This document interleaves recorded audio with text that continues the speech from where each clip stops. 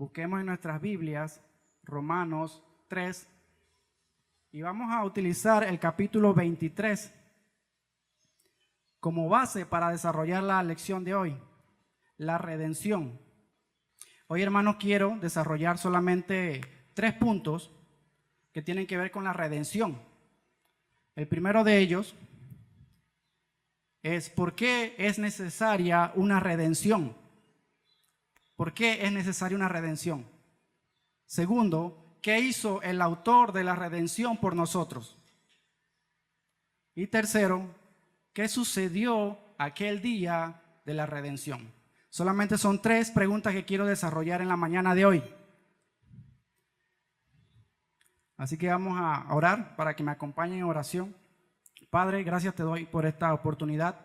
Gracias, Dios, porque tú eres bueno y permite, Señor, que podamos aprender más de ti, podamos conocerte más, Señor.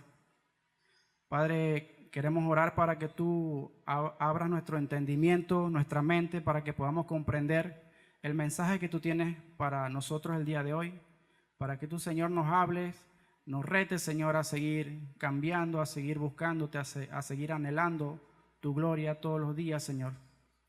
Padre, quita de nosotros cualquier distracción. Ayúdanos a concentrarnos, Señor, en este tema que es muy importante para la vida de un cristiano. Te lo pedimos, Señor, en el nombre de Cristo Jesús. Amén. Bien, ¿por qué quiero desarrollar esos 3 temas? Bueno, tristemente hemos podido ver cómo en la iglesia, no solamente en esta iglesia, sino en muchas iglesias, se puede ver cómo las personas han entendido o han subestimado el mensaje de la salvación. ¿A qué me refiero? Muchas personas entendieron el mensaje de la salvación como que Cristo murió por mis pecados, porque yo me lo merecía o porque yo fui más inteligente que el resto y ya, no pasa nada. No tengo que compartirle a nadie, no tengo que hacer nada para conocer más de Él. Solamente voy a esperar el día en que me muera y yo sé que voy a ir al cielo porque la Biblia lo dice. Entonces, tristemente pensamos así. Y eso nos ha llevado a pensar, a subestimar lo que Dios quiere que nosotros como creyentes hagamos con su ministerio, que hagamos con su comisión. Y eso a veces lo vemos en la actitud de muchos cristianos cuando, por ejemplo, estamos en reuniones, estamos en actividades de la iglesia o estamos en un culto, conocemos, nos damos cuenta de la actitud de la persona. Por ejemplo, le pedimos que comparta el evangelio a uno de sus amigos, pero ellos no se sienten preparados para compartir el evangelio. O inclusive podemos decirle que compartan el evangelio aquí en la iglesia con los niños, pero no se sienten preparados tampoco para compartir el evangelio. Y a pesar de que tenemos de repente 5 o 10 años de estar asistiendo a la iglesia, no nos sentimos preparados para compartir el evangelio porque no sabemos qué decir. Y no sabemos qué decir a veces porque no nos llama la atención conocer aquel que murió en la cruz por nosotros, lo que Él hizo. No nos interesa mucho saber, simplemente queremos recibir la salvación, pero no nos interesa crecer en el conocimiento de la palabra. Y menciono el tema de la predicación del evangelio, porque es algo que todos tenemos que hacer. Es algo que tengas o no el don de la enseñanza, tenemos todos que predicar el evangelio. Entonces, hermano, es nuestra tarea, una de nuestras tareas, ayudar a esos hermanos a que salgan de ese error, ayudarlos a que comprendan qué fue lo que sucedió aquel día de redención, aquel día donde Cristo murió en la cruz por nosotros.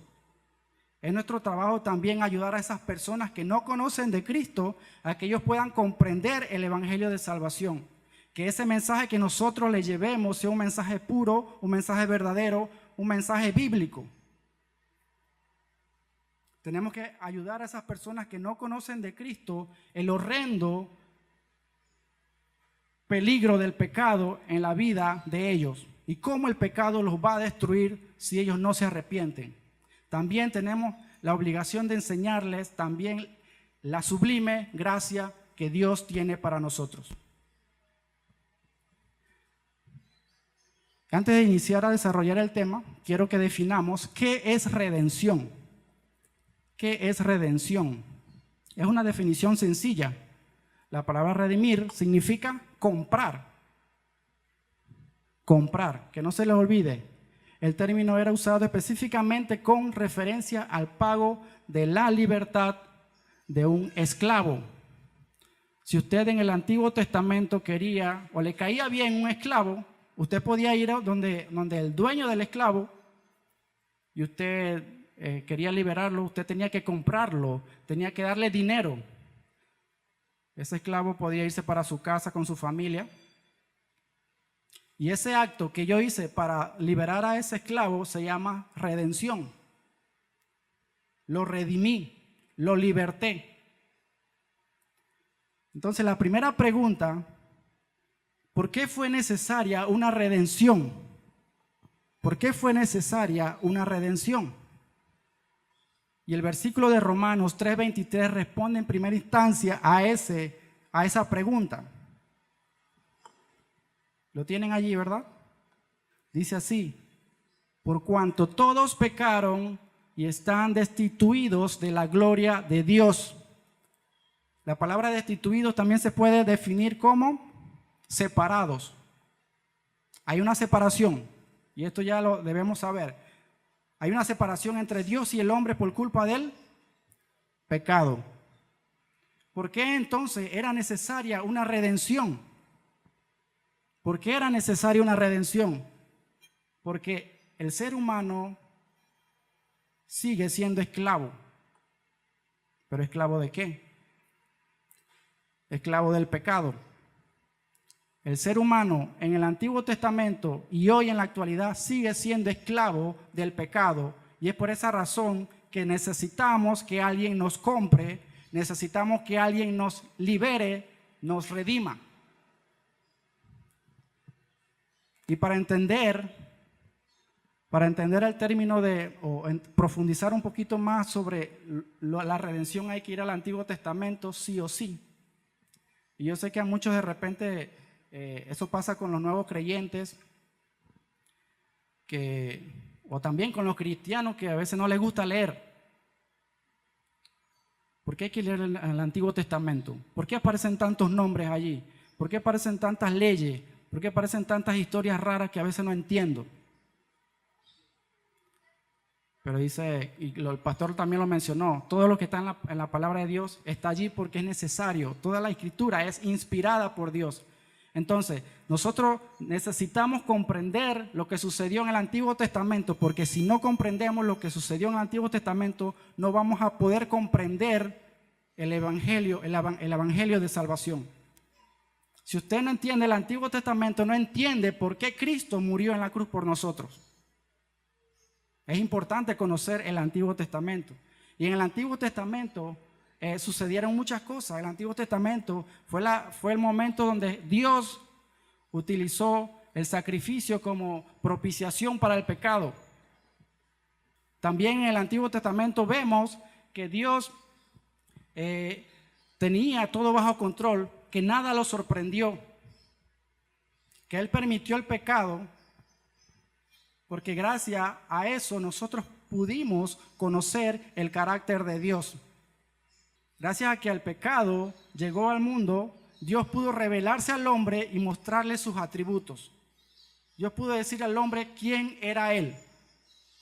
Y entre los atributos de Dios podemos encontrar su inmutabilidad, su amor, su omnipotencia, su eternidad, su santidad, su omnipresencia, su ira. También en el Antiguo Testamento, antes de iniciar a desarrollar lo que quiero decirle, quiero que veamos que es importante el Antiguo Testamento. Porque en el Antiguo Testamento Dios le mostraba a su pueblo cómo Él quería que su pueblo fuera. Quería que su pueblo fuera santo. De la misma forma, Él quiere que su pueblo hoy en la actualidad sea santo. Pero adivinen qué, tanto en el Antiguo Testamento como hoy, en el 2024, su pueblo no quiere ser santo. Su pueblo desobedece. Y a veces nosotros tenemos la osadía de decir, esa gente del Antiguo Testamento, si yo estuviera allá, yo no fuera así, pero lo que pasa es que nosotros somos igual o peores que las personas del Antiguo Testamento, porque no queremos obedecer. Gracias. No queremos obedecer. Y es por consecuencia de esa desobediencia que conocemos uno de los atributos más aterradores de Dios, su ira. No sé, hermano, ¿usted qué tanto sabe de la ira de Dios? La ira se puede definir, la ira de Dios se define, es la reacción de la santidad de Dios frente al pecado. ¿Se entiende? Es la reacción de la santidad de Dios frente al pecado. ¿Qué quiere decir esto? Que Dios es santo, Dios es justo, Dios es amor y Él no puede tolerar el pecado, Él no puede estar frente al pecado, Él tiene que reaccionar al pecado. Y la reacción que Él tiene contra el pecado se llama ira. Dios tiene que reaccionar al pecado por medio de la ira. La ira tiene que caer sobre el pecado y lo tiene que destruir. A eso se refiere. Entonces, el Antiguo Testamento también nos ayuda a entender. Quiero que busquemos Deuteronomio 32, 39, porque la Biblia nos enseña, Dios nos quiere enseñar a través del Antiguo Testamento que la ira, la venganza, no puede provenir de nosotros, sino de Él. Y vamos a buscar Deuteronomio capítulo 32. En los próximos capítulos, hermanos, vamos a estar viendo unos versículos que hablan sobre la ira para que podamos comprender la magnitud de la ira de Dios. Solamente un poquito, porque existen cantidad de versículos. ¿Ya lo tienen? Amén. Síganme, dice: ved ahora que yo soy yo, y no hay dioses conmigo. Yo hago morir y yo hago vivir. Yo hiero y yo curo, y no hay quien pueda librar de mi mano. La parte B del 40 dice: y diré, vivo yo para siempre. Si afilare mi reluciente espada y mi mano arrebatare el juicio, yo volveré la venganza a mis enemigos y daré el pago a los que me aborrecen. Aquí Dios estaba haciendo un juramento con el pueblo de Israel y les estaba diciendo que Él iba a vengarse de todas las personas que estaban en contra de Dios. Y ese es el mismo Dios que tenemos hoy. Y eso no ha cambiado, porque dice que Dios aborrece el pecado y Dios va a reaccionar contra el pecado por medio de su ira. Ese es el mismo Dios de hoy. Miren lo que dice en Éxodo 33, a ver si lo buscamos también. Éxodo capítulo 33, del 18 al 23. También vemos en este pasaje cómo habla de la ira de Dios, y que la ira de Dios siempre está acompañada de su gloria. ¿Por qué? Porque siempre que la ira de Dios era manifestada en el Antiguo Testamento a las personas, siempre el nombre de Dios era glorificado. Esas dos iban siempre juntas. La ira de Dios y su gloria siempre estaban allí. Y vamos a ver lo que dice Éxodo 33. Ya lo tienen. Dice así: Él entonces dijo: te ruego que me muestres tu gloria. Este era Moisés hablando, pidiéndole algo interesante a Dios, a Jehová. Te ruego que me muestres tu gloria. Y mire lo que le responde Jehová. Y le respondió: yo haré pasar todo mi bien delante de tu rostro, y proclamaré el nombre de Jehová delante de ti, y tendré misericordia del que tendré misericordia, y seré clemente para con el que seré clemente. Y sigue diciendo Dios: mas dijo Dios, el 20, no podrás ver mi rostro, porque no verá hombre, no me verá hombre y vivirá. Nadie podía ver la gloria de Dios. Imagínense solamente, si aquí estamos hablando de su gloria, que un hombre no puede soportar su gloria, cuánto más la ira de él. Sigue diciendo allí, y dijo aún Jehová, he aquí, un lugar junto a mí estará sobre la peña. Y cuando pase mi gloria, escuche esto, cuando pase la gloria de Dios, dice que yo te pondré en una hendidura de la peña, yo te pondré en un lugar, te pondré en un lugar de la peña, te cubriré con mi mano hasta que haya pasado la gloria de Dios. Después apartaré mi mano y verás mi espalda, mas no verás mi rostro. Esto es hablando de la gloria de Dios. Ahí en la diapositiva tengo Éxodo, capítulo 34, 7. También dice que guarda misericordia a millares, que perdona la iniquidad, la rebelión y el pecado, y que de ningún modo tendrá por inocente al malvado. Usted sabe que ahorita Él se mantiene firme con eso. Su palabra dice que Él no va a tener por inocente al malvado. Toda persona que hace, practica y ama el pecado, Dios tiene que castigarlo. Su ira tiene que caer sobre él. No ha cambiado nada. Dice, perdona la iniquidad, la rebelión y el pecado de los que y que de ningún modo tendrá por inocente al malvado, que visita la iniquidad de los padres sobre los hijos y sobre los hijos de los hijos hasta la tercera y cuarta generación. Ese es nuestro Dios. Un Dios de amor, pero un Dios de ira. Un Dios que por su naturaleza tiene que reaccionar al pecado por medio de su ira.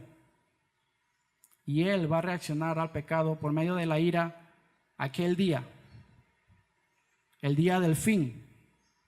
Toda persona que amó, practicó el pecado, tiene que recibir la ira de Dios.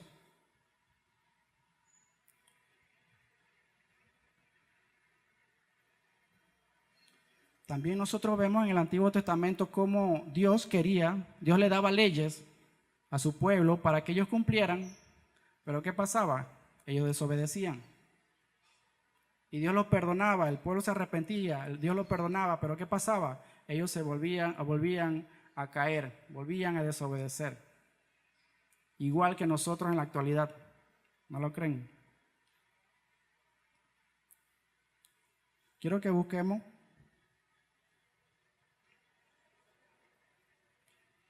Deuteronomio 28, creo que lo tengo aquí, aquí lo tengo, por si lo quieren leer de acá también.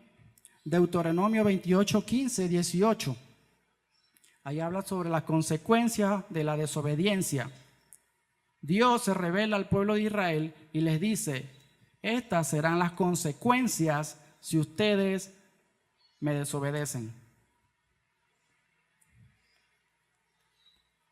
Pero acontecerá, si no oyeres la voz de Jehová tu Dios, para procurar cumplir todos tus mandamientos y sus estatutos que yo te intimo hoy, que vendrá sobre ti todas estas maldiciones y te alcanzarán. Maldito serás tú en la ciudad y maldito en el campo. Maldito tu canasta y tu arteza de amasar. Maldito el fruto de tu vientre, el fruto de tu tierra, la cría de tus vacas y los rebaños de tus ovejas. Ese era nuestro Dios y ese es nuestro Dios, un Dios de ira. Y esas eran las consecuencias que Él le decía al pueblo que iban a pasar si ellos desobedecían. Nosotros conocemos las consecuencias también. A veces el mundo no conoce las consecuencias y es nuestro deber decirle esas consecuencias. Que nosotros nos preparemos para saber cómo explicarle a un no creyente las consecuencias de desobedecer a Dios.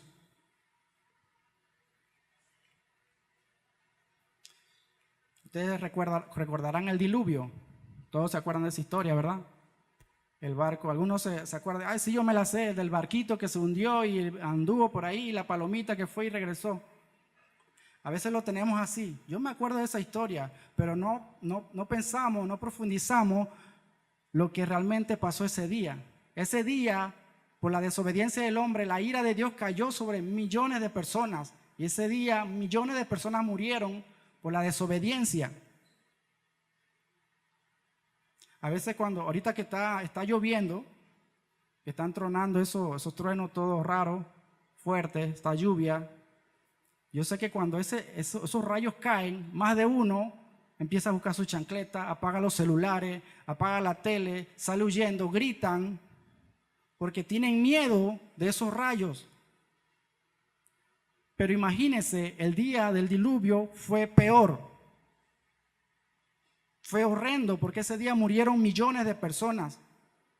Ese día la ira de Dios cayó sobre las personas que estaban desobedeciendo.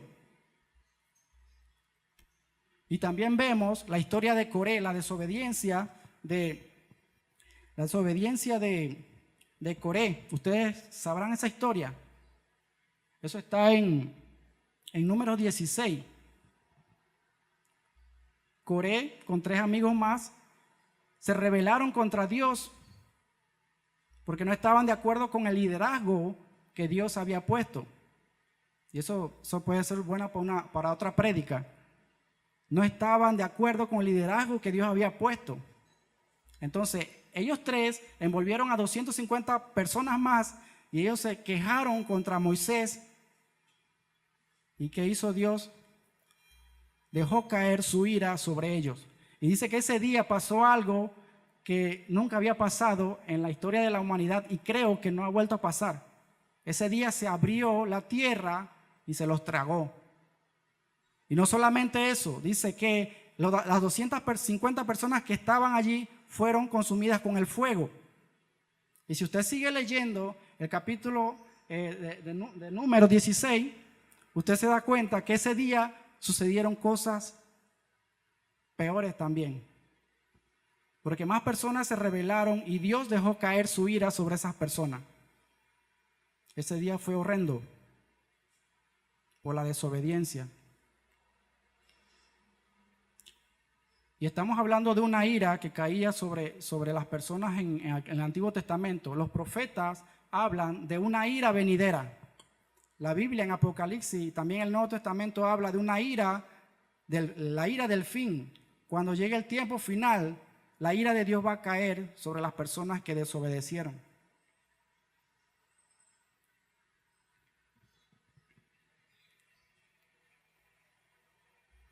También recordarán el monte Sinaí, lo que pasó en el monte Sinaí. Ese día dice que cayó la gloria de Jehová. Descendió la gloria de Jehová. Y dice que el monte echaba humo. No era su ira, era su gloria. Dice que la tierra temblaba. En hebreo dice que Moisés temblaba de miedo. Y ese es nuestro Dios. Ese es el Dios que hoy servimos. Un Dios de ira. Un Dios que aborrece el pecado.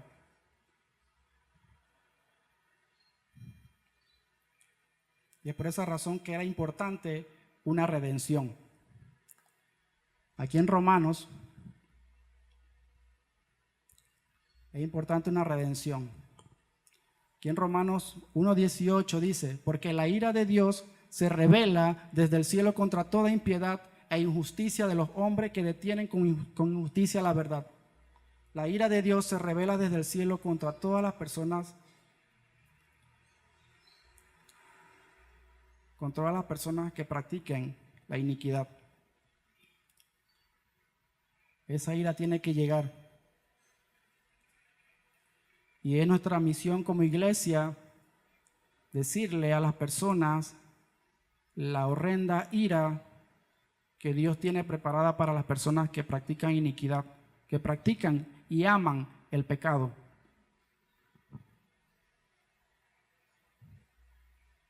Romanos 3:20, no sé si lo podemos buscar, Romanos 3, capítulo 20. Dice así: ya que por las obras de la ley ningún ser humano será justificado delante de él, porque por medio de la ley es el conocimiento del pecado. En el Antiguo Testamento quedó demostrado que ninguna persona fue capaz de cumplir la ley. Y nadie puede cumplir la ley. Ningún ser humano pudo cumplir la ley. Pero también queda demostrado, o la Biblia nos enseña que la ley sí funciona para que nosotros nos demos cuenta que somos pecadores. Porque gracias a la ley que dice que no robarás, yo sé eso, y ahora cuando yo robo, yo sé que estoy pecando. La ley sirve para que yo me dé cuenta que soy pecador, pero no la puedo cumplir. Y en el Antiguo Testamento vemos algo también interesante, de que no existía el sacrificio perfecto. Una persona se arrepentía, presentaba su sacrificio, pero tenía que hacerlo muchas veces porque el hombre pecaba siempre. Y el objetivo del sacrificio era que Dios perdonara el pecado que yo cometí. Por eso no había sacrificio perfecto. Pero Dios tenía un sacrificio perfecto que iba a ser una vez y para siempre. Y eso nos lleva entonces a la segunda pregunta. ¿Qué hizo el autor de la redención por nosotros? Hemos visto un pequeño pantallazo de la ira de Dios. Cuando yo estaba haciendo este estudio, me salieron muchos versículos, demasiados. La ira de Dios se habla mucho en el Antiguo Testamento.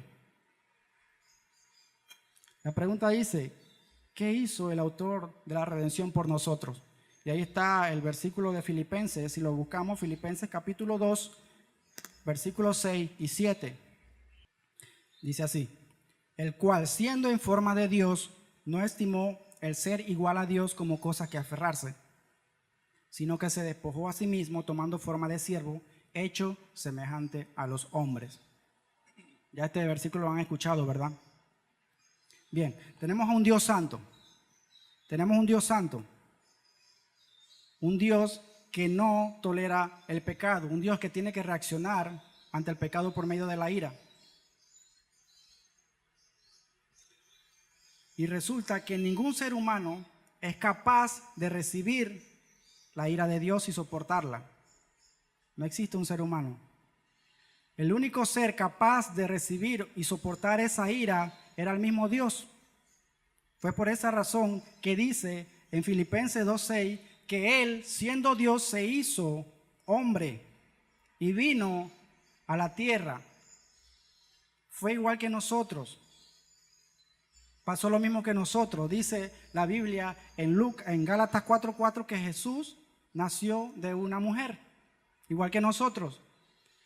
En Lucas 2:52 dice que Él crecía en estatura y conocimiento. También dice en Colosenses 1:25 que Jesús tenía una carne igual que nosotros. Era de carne y hueso. Él fue tentado en todo. Todo lo que nos podamos imaginar, Él fue tentado en todo. Él cumplió la ley que nosotros no podemos cumplir. Él fue perfecto, porque nosotros no podíamos ser perfectos.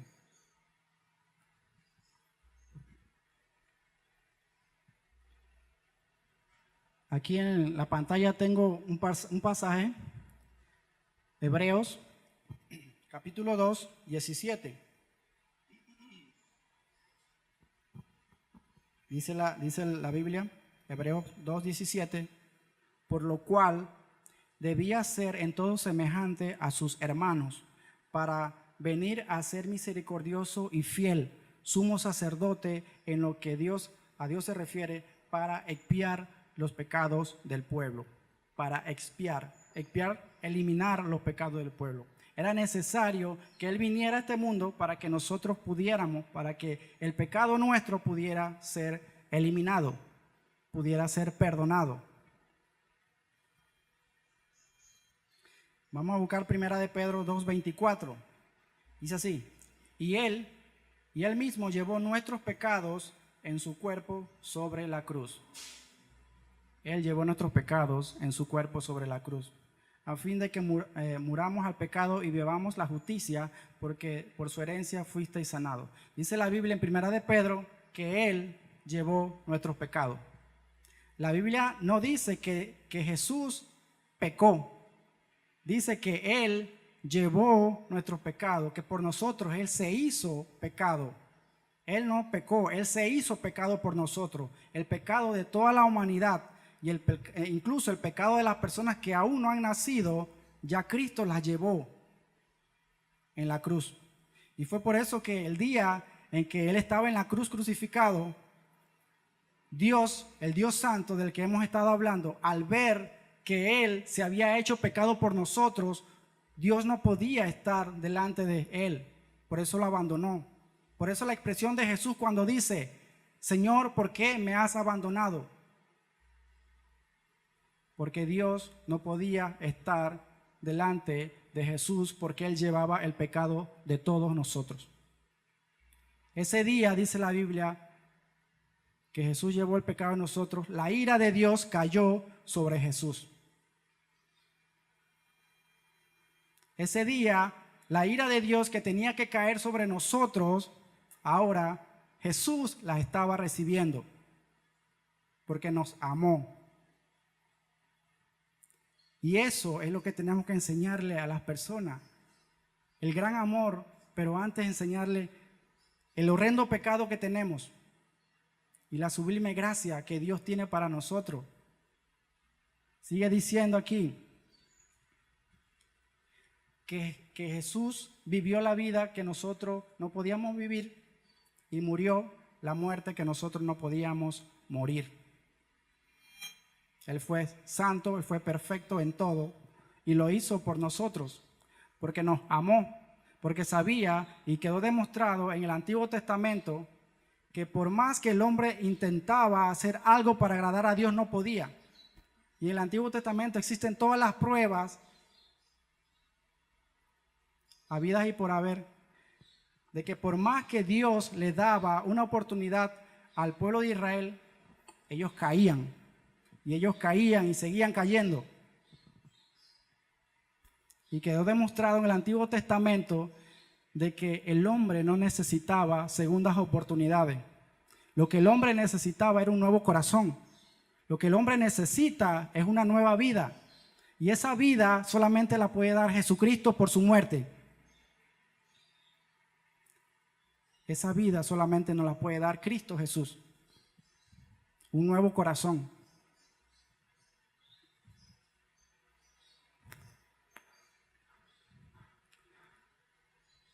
Esto nos lleva entonces a la tercera pregunta. ¿Qué sucedió el día de la redención? Y quiero que nos enfoquemos, no qué fue lo que sucedió aquel día cuando Cristo murió en la cruz, sino qué sucedió cuando usted fue salvo. El momento que usted es salvo, en el momento que usted recibe a Cristo como Señor y Salvador en su corazón, ¿qué sucede en ese momento? ¿Qué sucede el día de la redención? Y aquí vamos a ver solamente seis puntitos. Primero que nada, la fe. Vamos a hablar de la fe primero porque es necesario que hablemos de la fe. El famoso versículo que todos se conocen de memoria. Efesios capítulo 2, versículo 8 al 9. La fe. Dice la palabra, porque por gracia sois salvo por medio de la fe. Y esto no de vosotros, pues es un don de Dios. No es por obra para que nadie se gloríe. Aquí vemos dos palabras interesantes. Gracia y fe. Dice que la gracia y la fe nos dan la salvación. Según este versículo nos dan la salvación. Pero mire lo que dice allí. Dice, y esto refiriéndose a la gracia y la fe, no provienen de nosotros. La gracia y la fe no provienen de nosotros. Es un don de Dios, un regalo de Dios. En otras palabras, yo no puedo decir que yo decidí tener fe en Dios. Porque la salvación, la fe, viene de Dios. Tampoco puedo decir que yo me gané un alma para Dios, porque la salvación viene del Señor. Y la Biblia dice que la salvación, porque si fuera que yo decidí tener fe, esa sería mi obra. Y la Biblia dice que no es por obras para que nadie se gloríe. Gloria a Dios por eso, porque si no nosotros nos gloriamos de que yo lo hice porque soy más inteligente. No, todo proviene de Dios.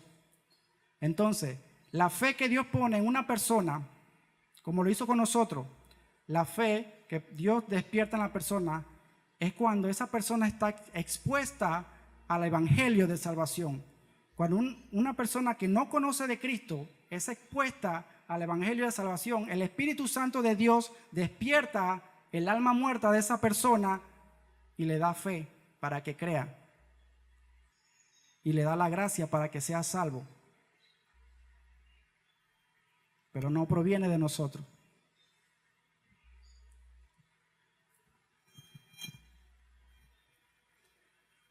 Y en ese momento, todo esto pasa en un abrir y cerrar de ojos.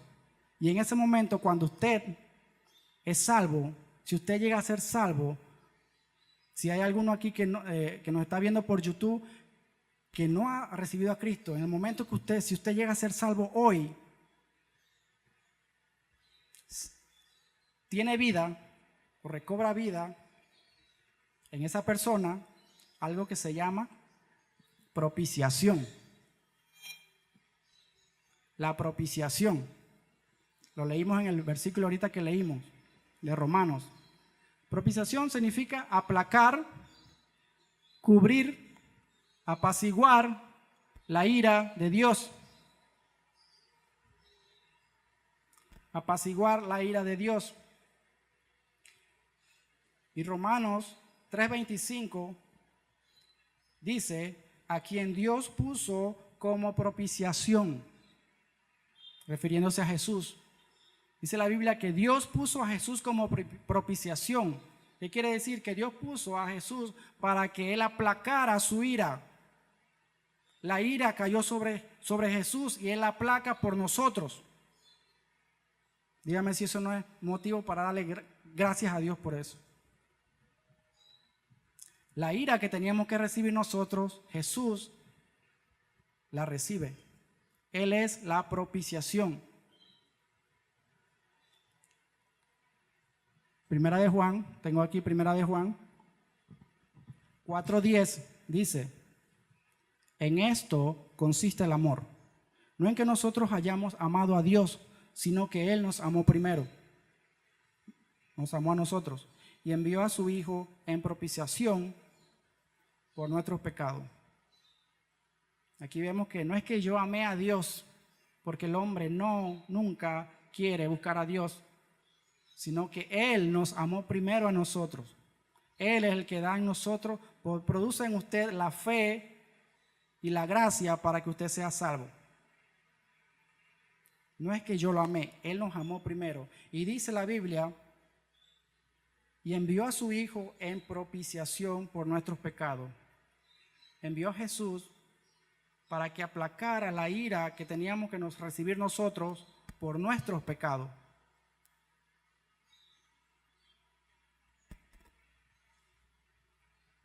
Y eso nos lleva a la tercera, que sería la justificación. Y aquí se ha hablado bastante de la justificación. La justificación se define como declarar justo delante de Dios. Declarar justo delante de Dios. ¿Qué quiere decir esto? Que ahora Dios ya no nos ve como pecadores. Dios nos ve como justos. Pero esa justicia es la que Dios nos imputa a nosotros, nos transfiere a nosotros. La justicia de Dios pasa a nosotros para que ahora Dios nos vea como justos. Y delante de Dios ya no somos esos pecadores que no tienen esperanza. Delante de Dios ahora tenemos justificación. Somos justos. delante de Dios. Y Romanos 5:17 dice, Romanos 5:17, pues si por la transgresión de uno solo, hablando de Adán, si por la transgresión de uno solo, la muerte, pues si la transgresión de uno solo reinó la muerte, mucho más reinará en vida por uno solo, Jesucristo, los que reciben la abundancia de la gracia y el don de la justicia. La justicia es un don, es un regalo. Y esa justicia, esa justificación, se la da Jesús a todo aquel que crea en Él. Todo aquel que confiese a Cristo como Señor y Salvador.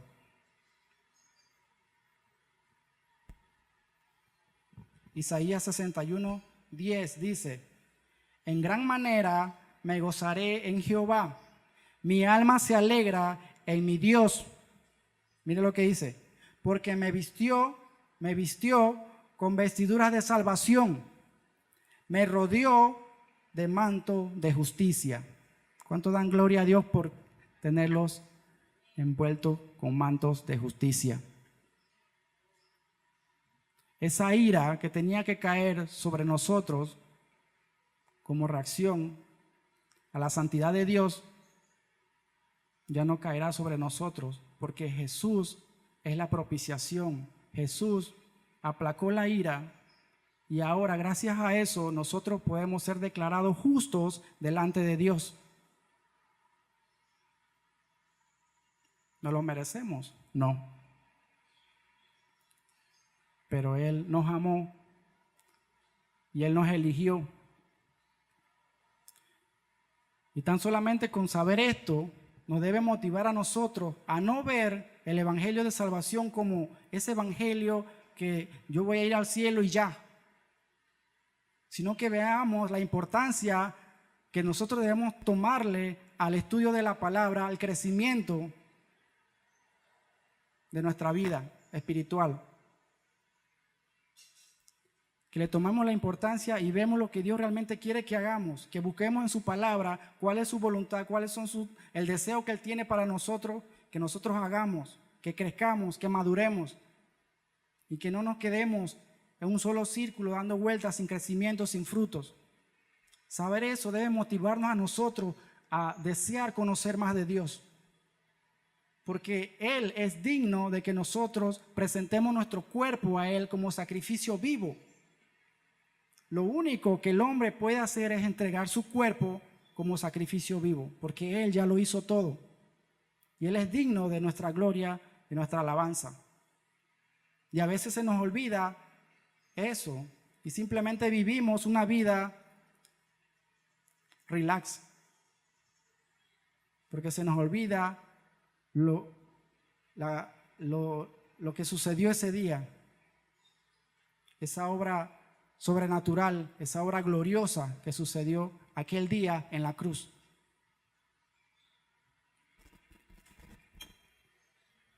Justificación. Ahora, reconciliación.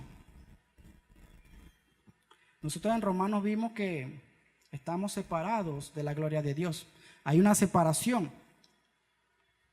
Y obviamente cuando existía esa separación, se rompió la relación entre Dios y el hombre.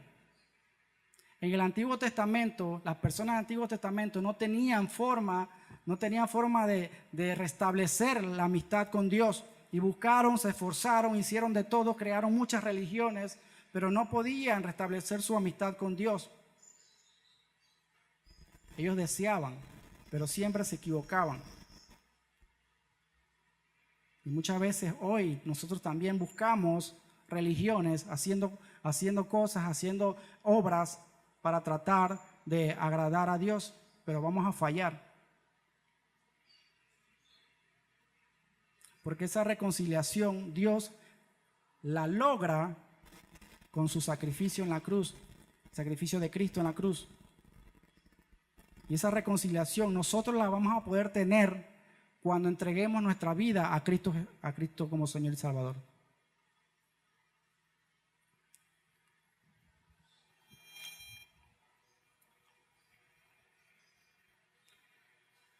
Busquemos, hermanos, Colosenses 1:18.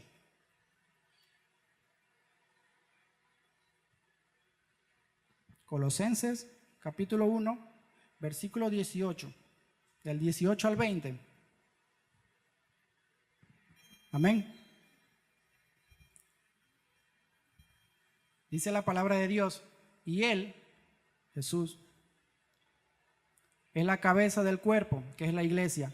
Él es el principio, el primogénito entre los muertos, o sea, el primero que va a resucitar, el primero que resucitó, para que en todo tenga la preeminencia. Tiene que ser el primero en todo, por cuanto agradó al Padre que en él habitase toda plenitud. Dice el 20, y por medio de él reconciliar consigo todas las cosas. Reconciliar consigo todas las cosas. Así las que están en la tierra como las que están en los cielos, haciendo la paz mediante la sangre de su cruz. Esa reconciliación llega gracias al sacrificio de Cristo en la cruz. Amén. Pasamos ahora a la quinta, la santificación. Santificación se define como ser santo o apartado para Dios. Y esto también tiene que ver con nuestra madurez espiritual. ¿Por qué? Vamos a buscar Primera de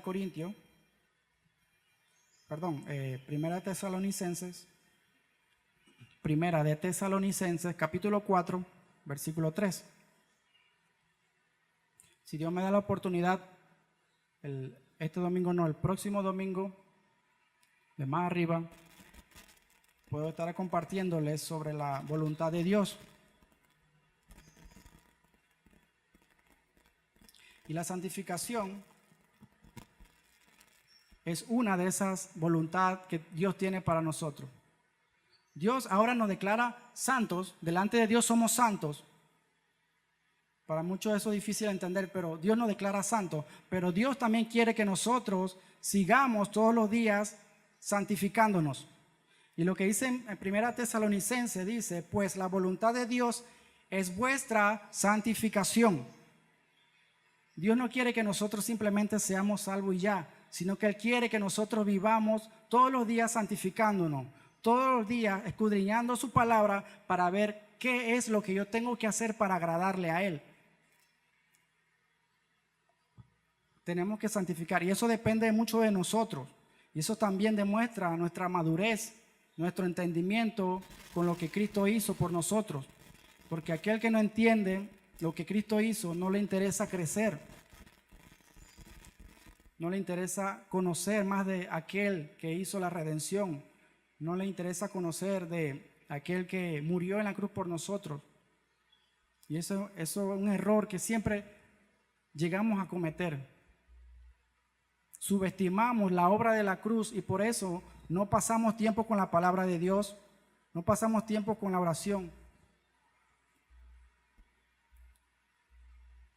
Pero en la Biblia, cuando habla de la voluntad de Dios, que son varias, Él nos quiere enseñar a nosotros lo que nosotros tenemos que hacer para agradarle. Y una de esas es la santificación.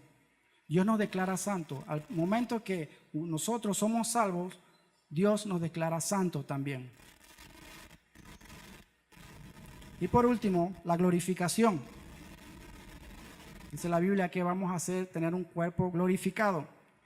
Y en 1 Corintios 5, 51, 53, 1 Corintios capítulo 5, 51 al 53, dice Pablo, he aquí os digo un misterio. ¿Cuál es ese misterio? No todos dormiremos, pero todos seremos transformados. Todos seremos transformados. En un momento, en un abrir y cerrar de ojos, a la final trompeta, porque se tocará la trompeta y los muertos serán resucitados incorruptibles y nosotros seremos transformados. Dice la Biblia que nosotros vamos a ser transformados, vamos a tener un nuevo cuerpo. Y eso va a suceder cuando muramos o cuando Cristo venga. Ese día de la glorificación será el día donde Dios completa la salvación nuestra. Ese día es donde ya el pecado va a desaparecer por fin de nosotros. Ese día es cuando ya no vamos a tener que luchar más contra el pecado, porque ese día seremos glorificados, tendremos un nuevo cuerpo que Dios nos va a dar a todo aquel que ha creído en Él.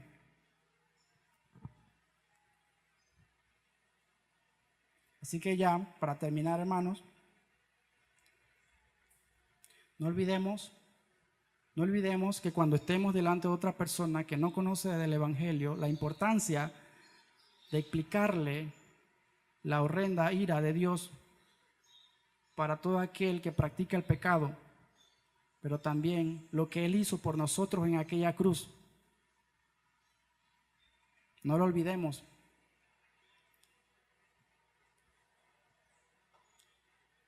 Y de repente si hay alguna persona que no, o que en este momento está sintiendo en su corazón que Dios le está diciendo que necesita que alguien lo compre, que necesita que alguien lo libere, no cierre sus oídos y pídale a Dios que le dé la fe, pídale a Dios que le dé la gracia, la salvación, porque es necesario. Porque aquel día, el día de la ira, el día final, dice Apocalipsis, que el que no se halló inscrito en el libro de la vida será echado al fuego.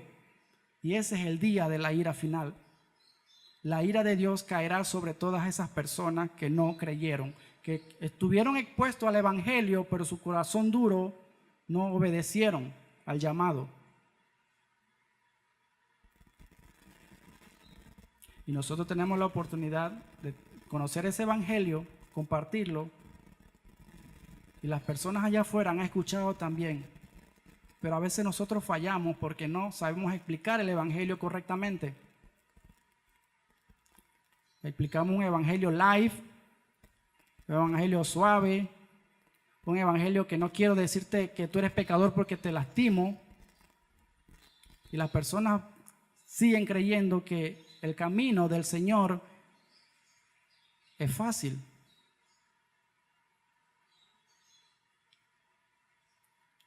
Pero es para valientes. Oremos. Padre, gracias te damos por esta oportunidad. Gracias, Señor, porque tú eres bueno. Gracias, Dios, porque tu misericordia es grande. Gracias, Dios, porque nos diste vida eterna, Señor. Y nosotros sin merecerla, Señor, tú aún así, siendo nosotros pecadores, Cristo murió por nosotros. Gracias, Dios, porque en esa cruz derramaste tu amor por nosotros para que ahora nosotros podamos decir que somos hijos de Dios. Y es un privilegio para nosotros ser hijos tuyos, Señor. Padre, ayúdanos, Señor, a demostrar nuestra gratitud delante de ti y hacer que ese sacrificio valga la pena en nuestra vida, sino que podamos crecer, que podamos estudiar tu palabra. Si hay alguno que no tiene deseo de orar, si hay alguno que no tiene deseo de leer la Biblia, Señor, pon en su corazón y al entender también para que suplique a ti, Señor, que le ponga el deseo en su corazón de leer la palabra de Dios, porque sabemos que estamos en una guerra espiritual, una guerra donde el enemigo está atacándonos todos los días y debemos conocer nuestras armas. La carne es débil, pero tú nos das victoria, Señor. Ayúdanos, Padre, y fortalécenos a seguir adelante. Gracias a Dios por los hermanos, Padre, que esta palabra nos siga retando todos los días, que no nos olvidemos del sacrificio redentor que hiciste tú en la cruz por nuestros pecados. Gracias a Dios por tu sublime gracia. Gracias, Padre, por este tiempo también. En el nombre de Cristo Jesús. Amén.